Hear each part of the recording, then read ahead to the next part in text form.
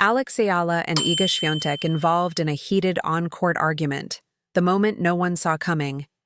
Two competitors, two worlds, and one spark that set the crowd on fire.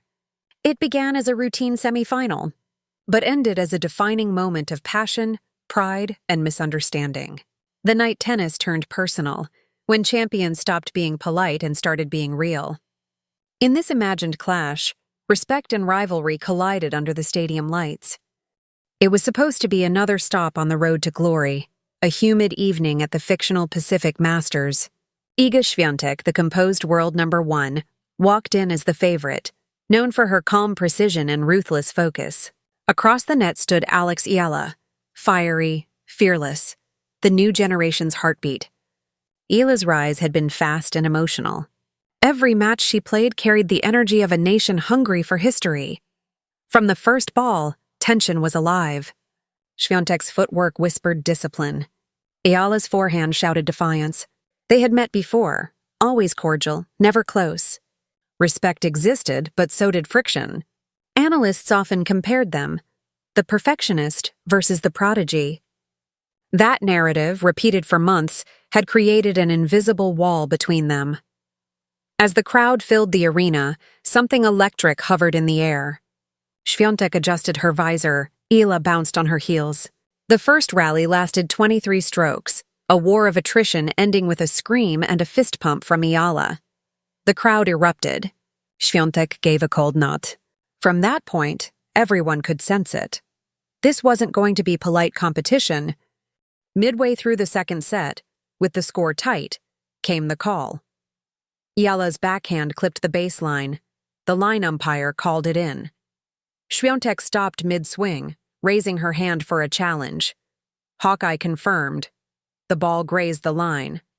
Eala's point. Świątek frowned, muttered something under her breath in Polish, and shook her head. Eala caught it, not the words, but the tone. She walked past the baseline, eyes meeting Świątek's. "What did you say?" she asked, voice steady but sharp. Świątek waved a hand dismissively. "Nothing. Just play." The crowd sensed tension. The umpire's calm voice tried to diffuse it. "Ladies, please." But the damage was done. Next rally, Eala ripped an inside-out forehand winner, then stared right back across the net. Świątek smirked and fired an ace on the next point. Applause mixed with nervous laughter. From there, the rhythm changed. Świątek slowed her serve routines. Eala took extra time between points. Every gesture seemed loaded, every glance a challenge.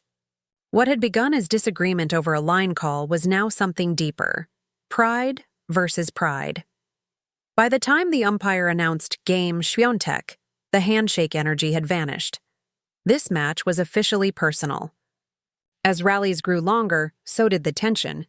Świątek began celebrating each winner with unusual intensity.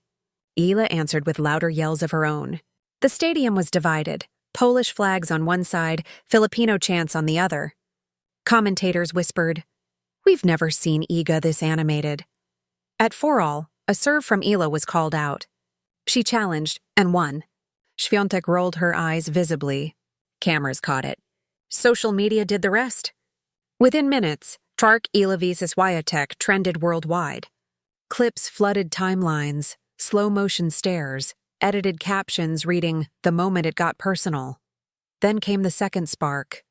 During a changeover, Eala motioned for the crowd to quiet. Świątek interpreted it as mockery. She stood up and said something audible this time. "You think this is about you?" Eala shot back. "You started it," gasps echoed.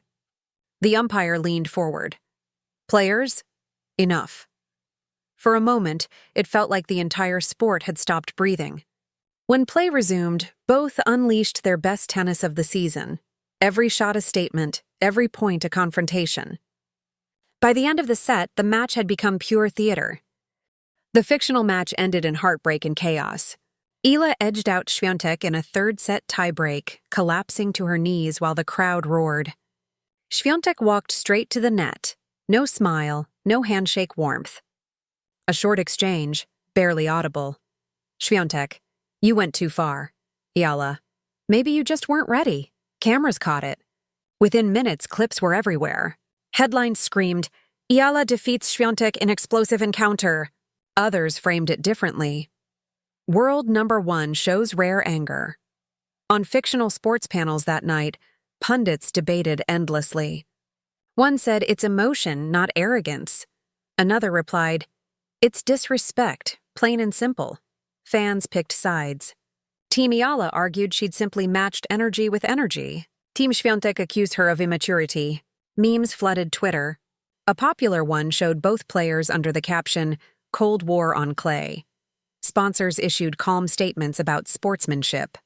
Both players declined joint interviews. The WTA released a brief note.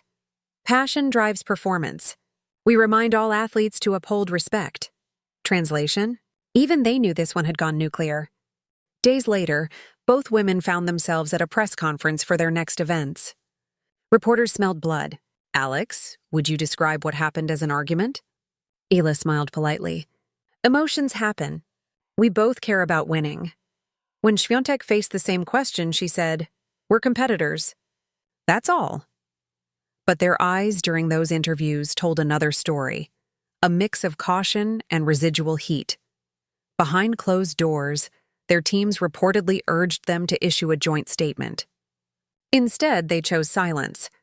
Silence sometimes speaks louder than apology. Over the next few months, both dominated their respective tours.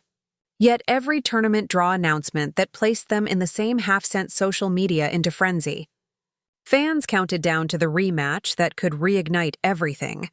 Gradually, interviews softened. Eala admitted she'd learned about control. Świątek praised her opponent's fearlessness. The tension mellowed into something else, respect wrapped in rivalry. They hadn't become friends, but they'd become necessary to each other's legend. Years later, people still replayed that fictional Pacific Masters semifinal, not just for the tennis, but for the raw humanity of it. In highlight reels, it was dubbed the night it got heated. Analysts called it the start of a new era, one where players stopped pretending to be perfect. For fans, it became a metaphor. The moment two different worlds collided, Świątek's calculated discipline versus Eala's emotional fire. And maybe that's what made it unforgettable, because every sport needs moments that blur the line between respect and rivalry, moments when composure cracks, truth slips out, and greatness looks human. So was it an argument? Or honesty in its purest form? Was it tension? Or simply passion refusing to hide? Whatever it was, the world watched, argued, and remembered. And that perhaps is what greatness really looks like. Every legend starts with friction, and every rivalry keeps the sport alive. If you felt the tension, the pride, and the fire of this imagined battle, hit subscribe now. Because in women's tennis, every handshake hides a story, and the next one might just be even hotter.